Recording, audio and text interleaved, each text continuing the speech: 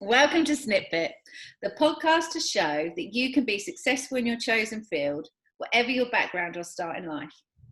Today, I'm delighted to welcome Jamie York, my entrepreneur, speaker, investor, and friend. He purchased his first investment property at 19 and was a millionaire at 24. He appeared on a BBC documentary and was a finalist for Trader of the Year 2019. He hopes to encourage young people to change the mentality that success comes from a certain route or format. Jamie, welcome to SnipBit. Thank you, and good to be on. That's one hell of an introduction there, Hayley. I'm excited to be on the podcast and hopefully give a load of value to your listeners. So over to you. Let's jump straight in. Fantastic. So Jamie, do you think your background and upbringing have been a factor in what you've achieved? Yeah, I mean, so people talk about like the nature-nurture argument quite a lot, right? And interestingly, a conversation came up yesterday about this, about the psychology of, actually, this was about murder documentary, so let's not go into that. But the whole point was, it was sort of like, actually, a lot of people go, oh, it's because of my upbringing. But you can use that line for a lot. So on Instagram, about a month ago, I saw this picture, and it was trying to represent different things. So one of the, like, there was two pictures of this guy. One guy was what I guess you would think of as success, as stereotyping. So it was like slick back hair, clean shaven, suit, briefcase, obviously got money. And then there's somebody that represented a homeless guy. And they were both asked, why are you in this situation? And both of them answered, because my dad was an alcoholic. And, you know, my past and upbringing, didn't have money growing up. Obviously, I've got a bit of a rough teenage years, I would say, with my dad passing and stuff like that. So that's the sort of the nurture environment that I was in, if you like. And then you've got the nature part of, actually, I've always been entrepreneurial. I've always loved people, which I guess is sales when you get older. But when you're a kid making friends with everyone, you don't call it sales, right? Mm-hmm. But it is. And so just over time, I've just realized that I love being an entrepreneur. I love taking risks. I love marketing. I love talking with people. And the environment that I've been in has accentuated that. But I do believe it's just who you are innately, and then your environment you adapt to. But I always feel that if it's just innate in your ability and who you are, you're always going to use the environment to your benefit. So yeah, it's a bit of a verbose answer, but hopefully covers everything in that. No, that's great. So do you think you have a growth mindset, and how important do you think that has been in your career? Yeah. Okay, 100% I've got a growth mindset. And I think it's about the law of attraction and abundance, right? So I don't know if you've read The Secret or your listeners have it. If they haven't, definitely get that. And I think you have to be in the right mindset even to read that book, because I've read it a couple of times and I've just been like, you know what, this is a load of rubbish. What a load of fluff. And then I've read it with the right mindset. And I'm like, wow, yeah, absolutely. So I believe in abundance. And what I mean by that is there is excessive, and that is the word I would use, excessive amounts of opportunity around us. There's excessive amounts of money. There's excessive amounts of leads. There's excessive amounts of people that have a problem that you can provide a solution to. And so with that being true, I mean, there's trillions of pounds going around the world every single day. There's enough money in the world right now for everyone to be a multimillionaire. So there's no scarcity around this. And so because of that mindset, and because I'm focused on growth and abundance, it means that when something goes wrong, because it does, you know, I'd probably say 70% plus percent of the time there's negatives around something, but it doesn't really matter, because you try and solve the situation, but there's always something else there to grow into. So I believe in that abundance. And then with the law of attraction, I'm a big believer in growth in that aspect, because I focus on what I want in life instead of focusing on what I don't want. So it's kind of like, you know, if you imagine physically, instead of going, I don't want to be fat anymore. It's like, I want to be lean. And those small things, because your brain can't tell the difference between what you want and what you don't want. It just can tell what you're focusing on, right? And so I choose to focus on growth. I choose to focus on abundance. I want a great body. I want a great mindset. I want my bank to look amazing. I want to help thousands of people, and I'll visualize that and grow towards that. And it's very much like your network. Your network is your net worth. And ultimately, the more time you spend with people, the more you become part of their plan and the more they become part of yours. So that can be negative, if you're an employee and you don't want to be an employee, but it can also be really powerful. If I surround myself, Napoleon says, or Napoleon Hill's book said, you are the average of the 5 people you spend most time with. Well, if I spend most of my time outside of, family and that, and those people are millionaires, they want to grow, they talk about abundance, they talk about deeper conversations, then I'm more likely to be included in their growth plans, which they will definitely be focusing on growth, than not. And the same with if I'm, focusing on spending my time with knockoff Nigel down the pub that's bitching about everyone, I'm more likely to become that individual. And so, yeah, it's that whole focus goes, energy flows, results show type thing, right? And I massively believe in the growth mindset, and I have my full undivided attention on it all the time. Brilliant. So was there a point in your life and in your career so far that you knew you were going to be successful, or has it always been there? Do you know what? Like, I always worry about how this comes across, and maybe that's an insecurity of mine. I'm like, I don't want somebody to think I'm ego, but the honest thought is I knew I was successful before anything. I knew I was going to be a millionaire before I had a penny. When I was in debt, I knew I was going to be a millionaire. There was not a moment in time where I thought I'm not going to be a millionaire or anything like that. It's like I was a millionaire. Somebody else just had my money, right? And that was my mindset. And it's the same with like being successful. It's like, do you know what? No matter what happens, I can lose it all right now. All of my money, houses, obviously I'm in property, staff members, and I have to move back in with my mom. I'm still successful, because success isn't your bank balance. Success isn't how many cars you have, houses you have, the trips you go on. Success is a mindset. And I truly believe that I've been successful all my life. Even when I was in my darkest moments, because I had that mindset, and anyone can be successful. And if you have that mindset, then you match the actions along with it, then the visual aspect of it. So the houses, the cars, everything that you want at the line, it just logically follows. And it is just a logical path analysis. If I talk to more people on the phone about what I do and say, hey, do you want to buy my shit? Even if you are the worst salesperson in the world, and you go, but do you want to buy it? And that's all you add to the end of your phone call, you make more money eventually. That's just logical, right? And so it is that focus mindset about that. And yeah, I've always had that, and the money just logically followed, I think. So would you say mindset's obviously been a massive driving force behind your success? But who or what has inspired you? Oh, so that's an interesting one, because I don't think there's any like pivotal moment. So there were several little moments. So first of all, when my dad passed, that was when I was 13, just before I turned 14. Obviously a hard point in my life, and I'd always worked hard up until then, but I think it become more of a obvious thing. So it was like he was 38 when he died, and which is too young, And so what then ended up happening is I realized how short life was. And so in my head, and this is going to sound really morose, but I don't mean it in a negative way, is if I die at 38, and that's in my head now, I'm going to die when I'm 38. And I don't mean I visualize that and I'm focusing on that, because I'm not going to. I'm going to live forever if I can have anything to do with it. And my point is, if I died when my dad died, what would I have created for myself? What life would, if I died today, I don't want to, but if I did, would I be like, you know what? I've really given it a go. And the answer is yes.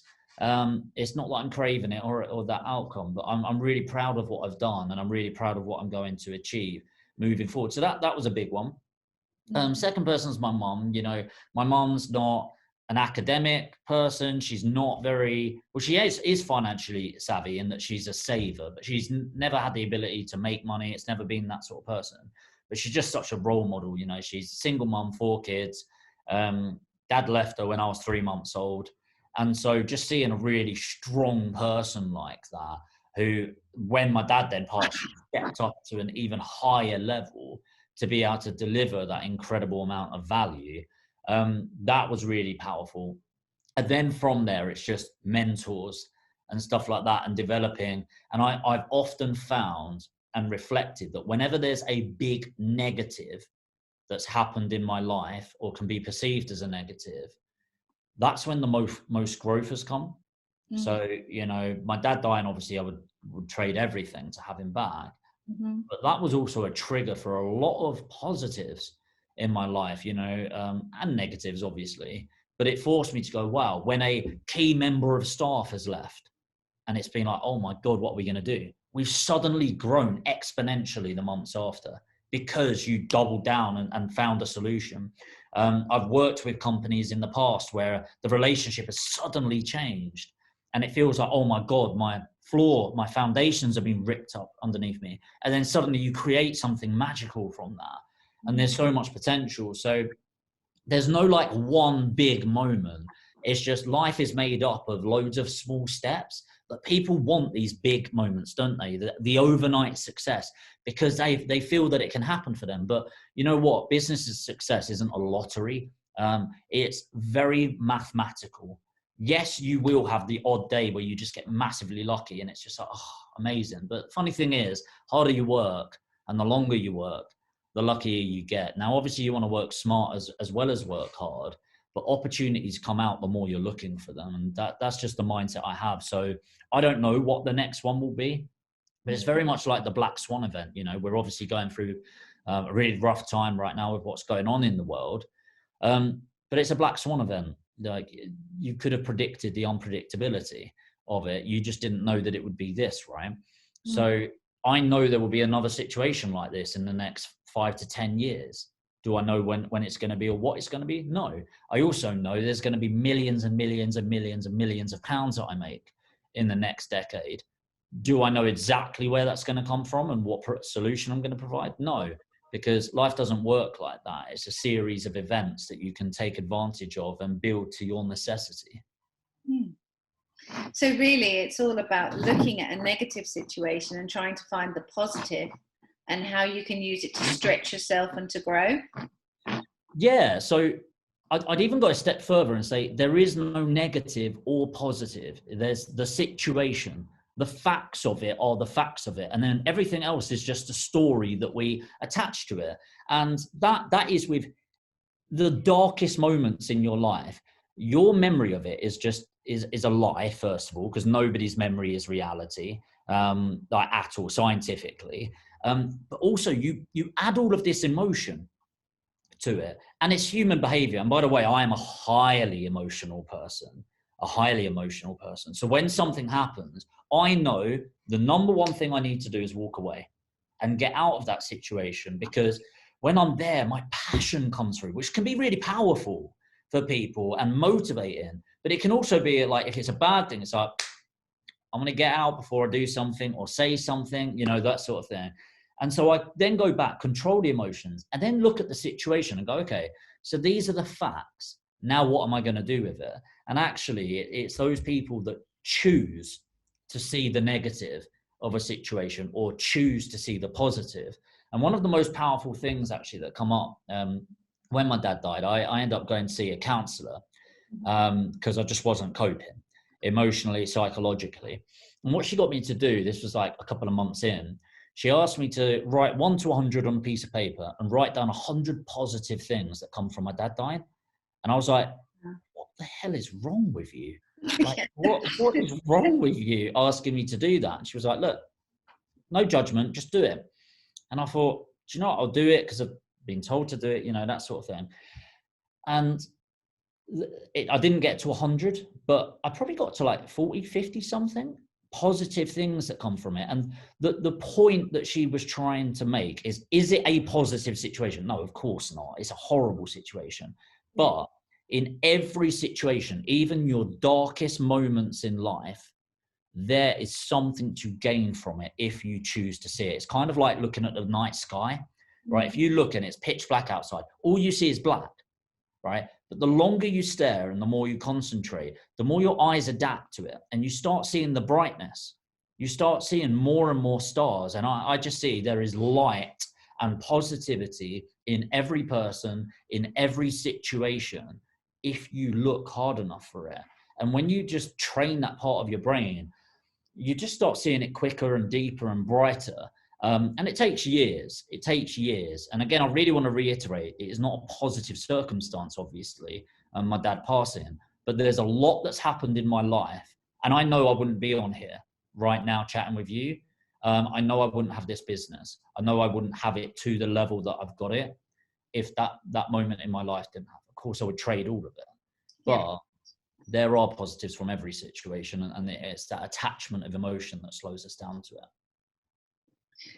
Really interesting. So imagining yourself stood in front of your teenage self now, what advice would you give yourself and why? Right, a couple of bits. First of all, stop caring what other people think, or care the right amount. So care the right amount, and which allows you to be empathetic to other and sympathetic to other people's situations.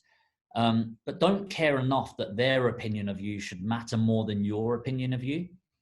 And it's really powerful. And I still deal with this. This is still part of my insecurity, the need to be liked and all of that. And I worry all the time. But the more I put myself out there, the more I realize that people are judging you no matter what. Honestly, you put your head up, you're going to get smacked every now and then. I could literally go on TV right now and give £1 million away to people, and people would be slagging me off all across Twitter about how I should have given it to the kids starving in Africa or something like that, right? Because everyone's got something to say. And the more you put it out there, the more you realize this. So I realize in my organic content, for example, that I put out there, building my YouTube, it's pretty much all positive. If I put an ad out there to do with anything, I'm scum. Not everyone, because you get loads of leads for it, but people will start going, you're scum, you're scamming people. And it's like, I put out an ad about buying somebody's house, and it was like, you're scamming someone. It's like, what? It's like the age-old tradition of buying and selling property, you know? So people are going to judge you no matter what. So never place somebody else's opinion above your own. Number two would be that how you make your money is more important than how much money you make. And I think that's become easier as I'm making money and realizing how abundant of a resource it is. But I've never understood people doing something horrible to make money. Money is remarkably easy to make when you understand the mechanics of money and how to bring it in. So instead of focusing on how much you can make, focus on how you're making it. And I really think that mindset will just shift people. And hopefully there are some younger people listening that can take that on board.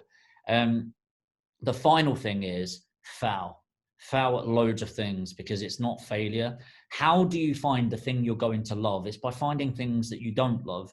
And honestly, now cap your time on this, but if you're thinking about being an entrepreneur and getting your hustle on, try loads of different things, you know, try 5-10 things over a year or two, mess them all up, because by doing that, you'll find something that you are insanely good at and people are really drawn to you and you're really passionate about, and you're not doing it for the money, but because of that, you end up making a load of money from it. So those are probably the 3 bits of advice, and just really chipping away at it all. Brilliant. So obviously you're going to live this amazingly long life. Yeah. But 300 years minimum. Exactly. So, but what do you want to be remembered for? What do you want the Jamie York legacy to be?